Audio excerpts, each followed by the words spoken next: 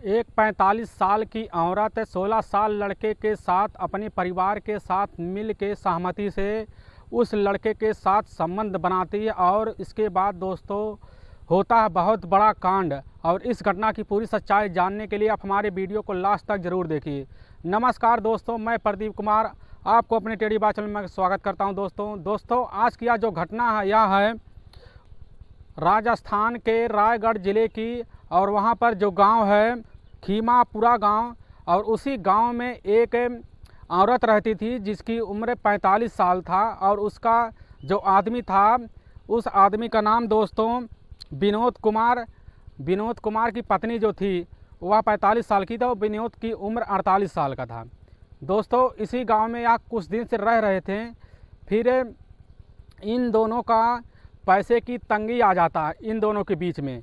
फिर ये लोग क्या अपनाते हैं दोस्तों, फिर एक दिन क्या होता है, जब पास का एक लड़का राहुल इनके घर में आता है तो राहुल को अपने घर में बुला के ये अच्छे से खातिरदारी करते हैं। फिर उससे जब सामान कम पड़ता है घर में तो वह सामान मंगाने के लिए उसे बाहर भेज देते हैं।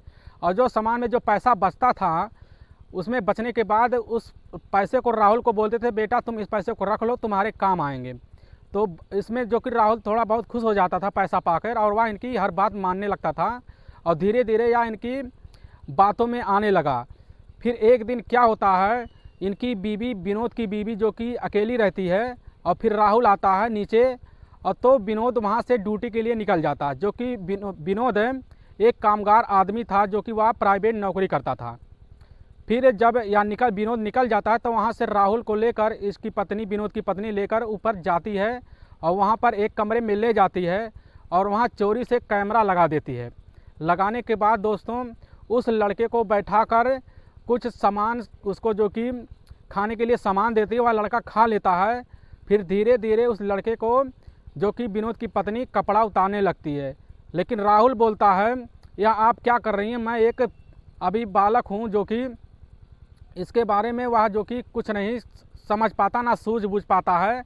फिर उसकी पत्नी बोलती है, चुप रहो, तुम 1 मिनट शांत रहोगे तो। फिर वह इस बात को सुन के वह शांत हो जाता है। फिर विनोद की पत्नी उसके सारे कपड़े बदन से उतार कर पूरी तरह से नग्न होकर दोनों इस बुरी काम को अंजाम दे देते हैं दोस्तों। फिर वह लड़का नीचे आता है। फिर लड़का किसी से कुछ नहीं कहता, वह चुप रहता है।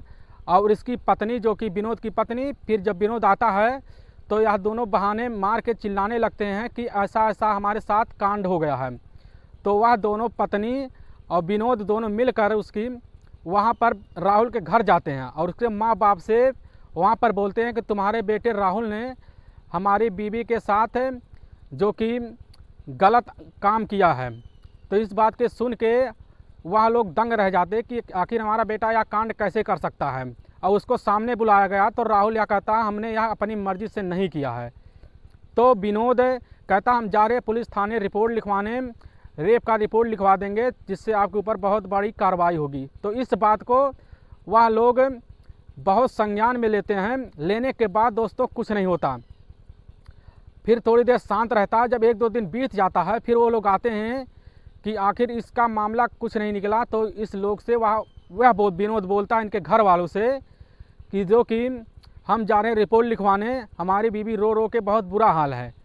तो वह जब इस बात को कहता तो वह कहता, हम इस बात से मान सकते हैं कि अगर तुम हमें 5 लाख रुपया दे दोगे तो हम कंप्लेन नहीं लिखवाएंगे। फिर उसके घर वाले कहते हैं, हमारे पास ऐसा कोई बजट है ही नहीं कि हम आपको दे सकें। फिर वह नहीं मानता, विनोद वहाँ से चला जाता है। और फिर क्या होता है, एक दिन वह जब राहुल के खेत में देखा जाता है वहाँ पर उसकी सारी फसलें गिरा दी जाती हैं, जो कि विनोद यह कांड कर देता है। और राहुल के माता पिता को यह बात पता चल जाती है, वह पुलिस थाने में जाते हैं और रिपोर्ट लिखवा देते हैं विनोद के खिलाफ़। फिर विनोद को वहाँ पर पेशी के लिए बुलाया जाता है, उसकी बीवी भी आती है, सामने सब खड़े होते हैं। फिर उसके जो कि राहुल के माता पिता यह बात पुलिस को बताते हैं, सामने रखते हैं। वह बोलते हैं कि इसने हमारे बेटों को फंसाया है और हमने अपने बेटे को कसम दिया है, बेटे तुम सच बोलो। तो हमारा बेटा कहता है, पापा हम ऐसा कांड नहीं किए, या जो कि यह कांड हमारी चाची ने किया है।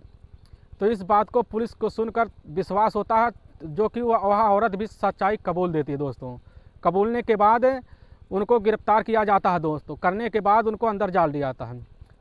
दोस्तों ऐसे लोगों के बारे में आप क्या कहना चाहते हैं कि पैसे के लिए कोई कुछ भी कर सकता है, ना अपने से छोटा देखता ना अपने से बड़ा देखता है, अपनी लाज और हया को अपने तख्त पे रख के वह ऐसा कांड को अंजाम देता है। दोस्तों ऐसे लोगों के बारे में आप क्या कहना चाहेंगे? जो भी कहें कमेंट में करें दोस्तों। हम आपको दिल को ठेस पहुंचाना नहीं चाहते दोस्तों, बस आपको सावधान और सतर्क करना चाहते हैं। इसलिए जहां भी रहें आप अपने बच्चों को सावधान और सतर्क करें, आप भी सावधान और सतर्क रहें दोस्तों अगर आपको हमारा वीडियो अच्छा लग रहा है तो हमारे चैनल को लाइक और सब्सक्राइब और शेयर ज़रूर कर लें। हम आपके बहुत आभारी हैं। तब तक के राम राम, जय हिंद दोस्तों।